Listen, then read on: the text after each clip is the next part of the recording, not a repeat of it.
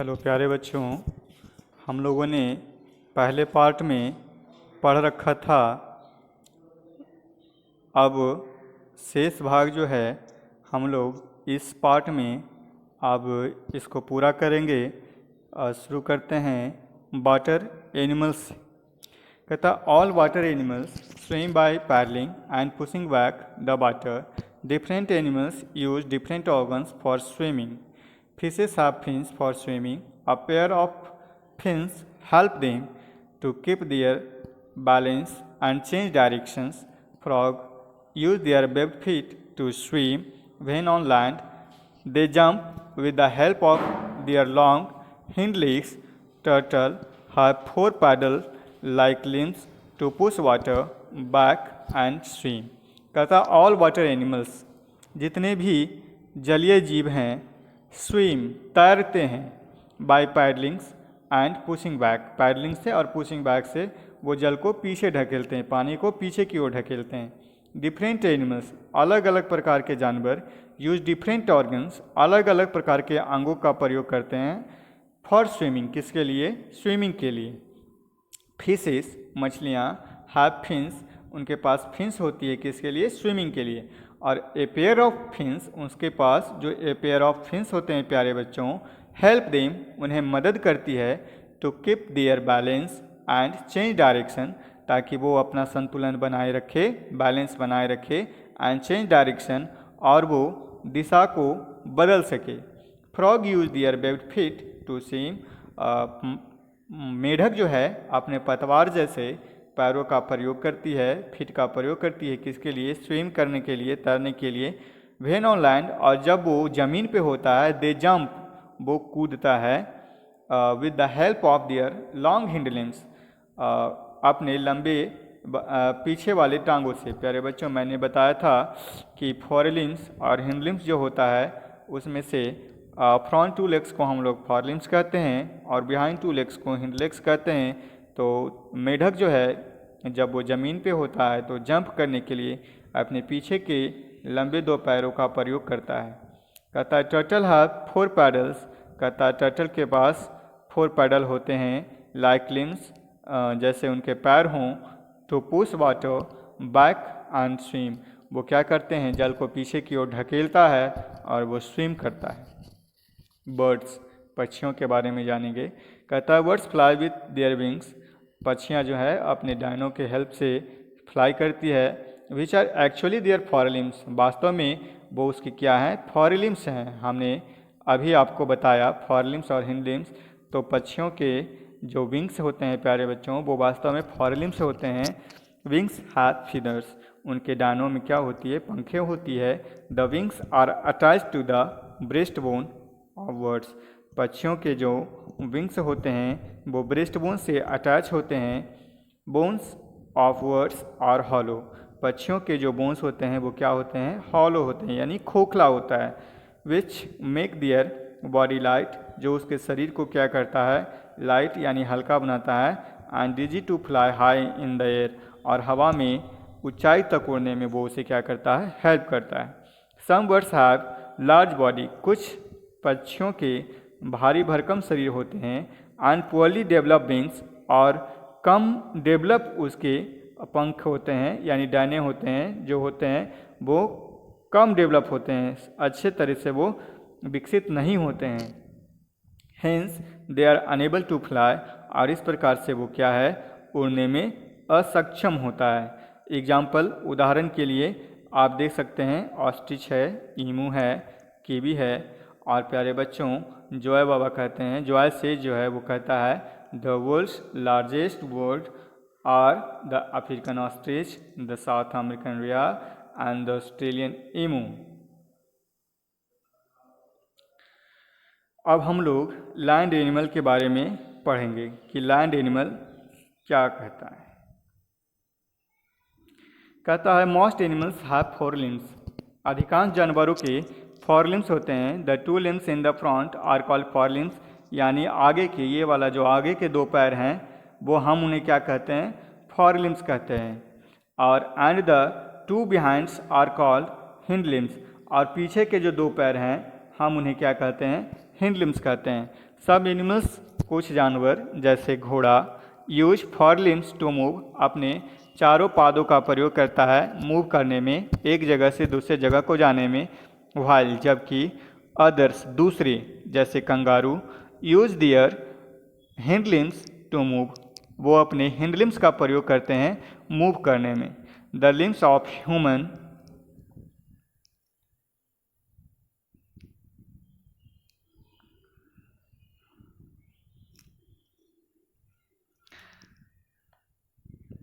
The limbs of human beings are highly developed. Humans use their hind limbs or legs to stand upright and support their body as well as for walking and running. कहता है मानवीय प्राणी के जो limbs जो होते हैं वो डेवलप होते हैं, विकसित होते हैं। Humans use their hind limbs, मानव जो है अपने पश्चपाद का प्रयोग करता है यानी पैरों का प्रयोग करता है स्टैंड अपराइट यानी सीधा खड़ा रहने में, एंड सपोर्ट देयर बॉडी, और अपने शरीर को सहारा देने में, as well as for walking and running, चलने में और दौड़ने में।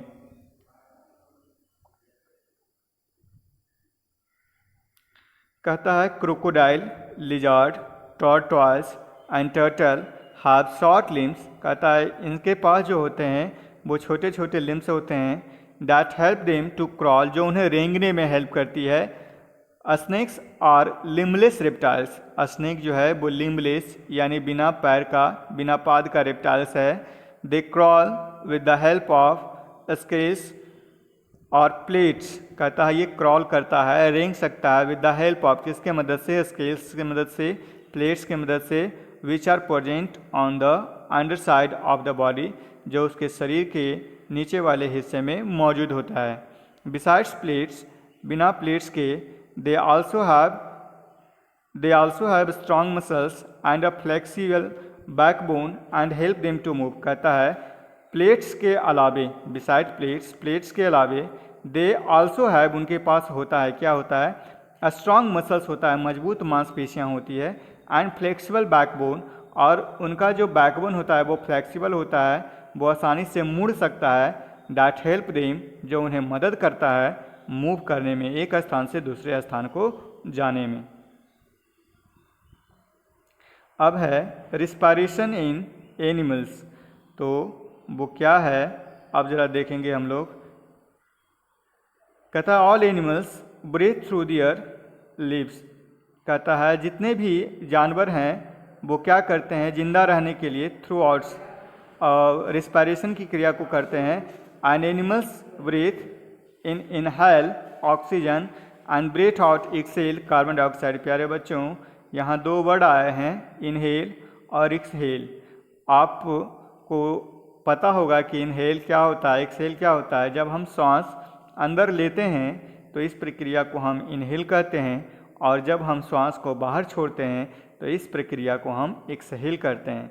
इनहेल में ऑक्सीजन को हम लोग अंदर की ओर लेते हैं और एक्सहेल में हम लोग कार्बन डाइऑक्साइड को बाहर की ओर छोड़ते हैं। इसी का आगे विकसित रूप इनहालेशन और एक्सहालेशन होता है। कहता है एनिमल, जानवर जो है श्वसन करता है, इनहेल यानी श्वास अंदर के रूप में लेता है किसको, ऑक्सीजन को, एंड और ब्रेथ आउट बाहर छोड़ता है, एक्सहेल करता है किसको, कार्बन डाइऑक्साइड को। This process is called respiration, हम इसी प्रक्रिया को रिस्पायरेशन कहते हैं। प्यारे बच्चों, हम श्वास के रूप में ऑक्सीजन को लेते हैं और कार्बन डाइऑक्साइड के रूप में श्वास को बाहर छोड़ते हैं। इसी प्रक्रिया को हम लोग रिस्पायरेशन की प्रक्रिया कहते हैं। Oxygen is observed by the blood, oxygen को ऑब्जर्व किया जाता है, संग्रहित कर लिया जाता है किसके द्वारा, ब्लड के द्वारा, and carry to all parts of the body, और शरीर के समस्त हिस्सों तक, समस्त अंगों तक पहुंचा दिया जाता है। अब हम लोग मैमल्स के बारे में जानेंगे। कहता है mammals are warm blooded animals, mammals जो है गर्म खून वाला जानवर होता है, एंड हैव बैकबोन, और उसके पास बैकबोन भी होता है। Birds, reptiles and mammals breathe through lungs, कहता है वर्ड्स, रेप्टाइल्स और मैमल्स जो है वो ब्रेथ थ्रू, वो श्वसन की क्रिया करता है लंग्स के द्वारा। ह्यूमन बींग्स आर मैमल्स, मानवीय प्राणी, मानव प्राणी जो है वो क्या है, एक मैमल्स है, mammals breathe in air through their nose and mouth.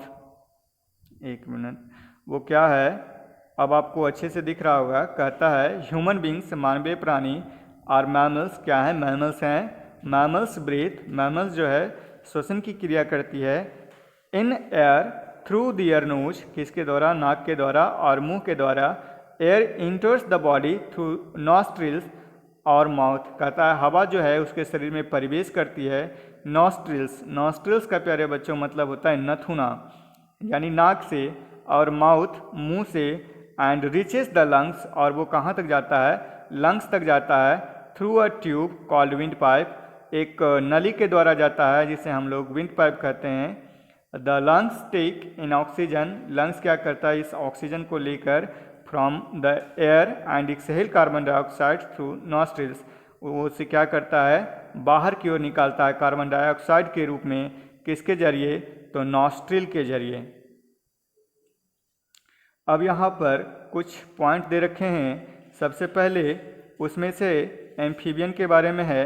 कहता है एम्फीबियंस आर एनिमल्स, एम्फीबियंस जो है वो जानवर है। दैट लिव्स, जो रहता हो, कहाँ रहता हो, बोथ, दोनों जगहों पे। ऑन लैंड, जमीन पर भी। एंड इन वाटर, और जल में भी। उदाहरण के लिए मेढक। Frog breathe through its lungs, frog, ध्यान देना बच्चों, यहाँ पे कुछ खास बातें हैं वो मैं आपको बताता चलूँ। यहाँ कहता है frog breathes through its lungs, frog किसके द्वारा श्वसन करता है, लंग्स के द्वारा। When it is on land, और जब यह लैंड पे होता है। And respires through its moist skins when it is under water, कहता है जब यह जमीन के ऊपर होता है तो अपने लंग्स के द्वारा श्वसन करता है प्यारे बच्चों। और जब यही मेढक जल के अंदर होता है तब वह श्वसन की क्रिया मॉइस्ट स्किन से करता है। ध्यान रखना प्यारे बच्चों। यहाँ जॉय कहता है tadpole breathe through their gills, tadpole हम लोग मेढक के बच्चों को कहते हैं, और जो मेढक का वो बच्चा जो होता है वो किसके द्वारा श्वसन करता है, गिल्स के द्वारा। आप कंफ्यूज मत होना कि फ्रॉग भी गिल्स के द्वारा करता है, नहीं। फ्रॉग जब लैंड पे होता है तो लंग्स के माध्यम से श्वसन करता है, और फ्रॉग जब जल में होता है तो मॉइस्ट स्किन से श्वसन करता है, और टैडपोल जो है वो गिल्स के माध्यम से श्वसन करता है। अब हम लोग आगे एक्वेटिक एनिमल के बारे में जानेंगे कि एक्वेटिक एनिमल क्या होता है। प्यारे बच्चों, एक्वेटिक एनिमल सामान्य रूप से वैसे जानवरों को कहा जाता है जो जल में निवास करते हैं, जिन्हें हम लोग जलीय जीव कहते हैं। कहता है फिशेस लिव इन वाटर, मछलियाँ जल में रहती है। और फिशेस थ्रू इट्स गिल्स, कहता है मछलियाँ जो है वो श्वसन करती है किसके द्वारा, गिल्स के द्वारा। कहता है if you watch a fish carefully, यदि तुम किसी मछली को ध्यान से देखोगे, इन एन एक्वेरियम, एक्वेरियम में, you will see its mouth opening and closing continuously. यहाँ पे कंटिन्यूसली शब्द का प्रयोग किया गया है प्यारे बच्चों। इसका मतलब है, यह कहना चाह रहा है आपसे कि यदि आप मछली को एक्वेरियम में देखोगे तो आप उसे देखना ध्यान से, उसके मुंह खुलते हैं और बंद होते हैं लगातार रूप से, यानी एक निश्चित इंटरवल में खुलते हैं बंद होते हैं, खुलते हैं बंद होते हैं, इस तरह की प्रक्रिया लगातार होती है। A fish take in water through its mouth, कहता है एक मछली जो है टेक इन वाटर, वो जल को लेती है मुंह से, एंड रिलीज वाटर, और जल को छोड़ती है थ्रू इट गिल्स, किसके द्वारा, अपने गिल्स के माध्यम से। ड्यूरिंग दिस प्रोसेस, इस प्रक्रिया के दौरान, oxygen dissolve in water is absorbed by the carbon dioxide from the blood is released into the water. कहता है oxygen dissolve in water, oxygen जो है वो वाटर में डिजॉल्व होता है, और इन वाटर इज एब्जॉर्ब्ड, और इस वाटर से वो क्या करता है, उसे एब्जॉर्ब करता है, अंदर की ओर लेता है। एंड कार्बन डाइऑक्साइड, और carbon dioxide from the blood, अपने ब्लड से, इज रिलीज, वो रिलीज करता है, छोड़ता है, कहाँ छोड़ता है, इनटू द वाटर, जल में छोड़ता है। प्यारे बच्चों, अब हम लोग चैप्टर के लास्ट में पहुंच चुके हैं, और इस चैप्टर को ख़त्म करते ही हम लोग नेक्स्ट चैप्टर में चले जाएंगे। आपको इस पूरे चैप्टर को ध्यान से अच्छे तरीके से पढ़ना है। जहाँ समझ में नहीं आए वहाँ रुक कर दोबारा से वीडियो को देखना, और समझने का प्रयास करना। अगर कोई डाउट होता हो तब वो संपर्क कर सकता है व्हाट्सएप के द्वारा, कॉल के द्वारा। चलिए देखते हैं क्या कहता है। कहता है peculiar type of respiration organ found in insects. कहता है एक विचित्र प्रकार की रिस्पायरेटरी होती है, श्वसन अंग होते हैं। कहाँ, किस में होते हैं? इंसेक्ट्स में होते हैं। लाइक कॉकरोच, जैसे cockroach, caterpillar, ग्रासहॉपर्स। They breathe through एस्पारिकल्स। प्यारे बच्चों, एस्पारिकल्स क्या होता है आपको मैं बता दूं। एक छोटी सी उदाहरण है कि कॉकरोच का सर कट भी जाता है तो वह कुछ दिनों तक जीवित रहता है। वो किसके हेल्प से जीवित रहता है? इसी एस्पारिकल्स की हेल्प से। वह जो है श्वसन की क्रिया इसी एस्पारिकल्स से करता है, लेकिन वो भूखा रहने की वजह से फिर मर जाता है। एस्पारिकल्स त्वचा के ऊपर जो छिद्र होते हैं छोटे छोटे, उसी को एस्पारिकल्स कहा जाता है और उसी से श्वसन की क्रिया भी करता है। ए पिक्यूलियर टाइप ऑफ रिस्पायरेशन, विचित्र प्रकार की रिस्पायरेटरी ऑर्गन होती है, श्वसन अंग होते हैं। फाउंड इन इंसेक्ट्स, जो इंसेक्ट्स कीटों में पाए जाते हैं। लाइक कॉकरोच, जैसे cockroach, caterpillar and grasshoppers. They breathe through spiracles, वो श्वसन की क्रिया करते हैं एस्पारिकल्स के माध्यम से। The air holes present on their body, मैंने कहा था कि छोटे छोटे एयर होल्स होते हैं, वही एयर होल्स जो है प्रेजेंट होते हैं उनके शरीर पर। These spiracles lead to a number of hair tube from a network that allow air to reach every tissue in the body of the insects। कहता है यह जो एस्पारिकल्स होते हैं वो बहुत सारे ट्यूब से जुड़े होते हैं एक नेटवर्क के रूप में। that allow, जो प्रदान करता है, क्या? हवा प्रदान करता है। to reach every tissue, सभी ऊतकों तक हवा को पहुंचाने में। in the body of insects, कीटों के शरीर में। अब रिप्रोडक्शन को पढ़ेंगे। एनिमल में जो रिप्रोडक्शन की क्रिया होती है उसके बारे में।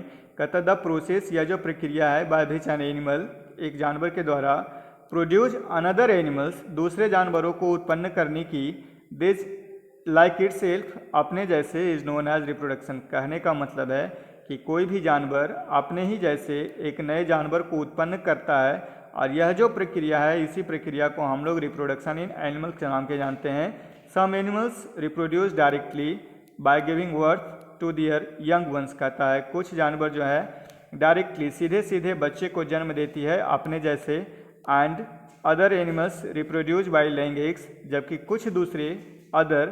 कुछ दूसरे जानवर जो हैं, अदर एनिमल्स दूसरे जानवर जो हैं, वो रिप्रोड्यूस करते हैं, जन्म देते हैं बच्चे को, किसके द्वारा? बाय लेइंग एग्स, अंडे देकर। A cat give birth to kitten. कहता है एक बिल्ली जो है अपने बच्चे को जन्म देती है। अ हेन ले एग्स, और एक मुर्गी जो है अंडे देती है। From which chicks hatch out, जो उसके फटने के बाद उससे उसके चूजे निकलते हैं, बच्चे निकलते हैं। प्यारे बच्चों, आप कंफ्यूज हो रहे होंगे कि कौन सा बच्चे जन्म देते हैं और कौन सा जानवर अंडे देते हैं। तो साफ शब्द में आप याद रखना, जिस जानवर के आपको कान स्पष्ट रूप से दिख जाए वो बच्चे जन्म देंगे, और जिसके कान आपको स्पष्ट रूप से ना दिखें वो अंडे देती है। अब एक लास्ट पार्ट हमारा बच गया है, माइग्रेशन, और हम लोग माइग्रेशन को जानेंगे कि माइग्रेशन क्या होता है। कहता some animals move long distance at certain times of the year. कहता है कुछ जानवर जो है वो लंबी दूरी को तय करते हैं सर्टेन टाइम, निश्चित समय में। किसके निश्चित समय में? साल के निश्चित समय में। दे ट्रैवल इन लार्ज ग्रुप्स, यह बड़ी संख्या में ट्रैवल करते हैं, एक जगह से दूसरे जगह को जाते हैं। This mass movement of animals, यह जो मास मूवमेंट है जानवरों का, from one place to another place, एक जगह से दूसरे जगह को, इज नोन एज माइग्रेशन, यह जाना जाता है माइग्रेशन के रूप में।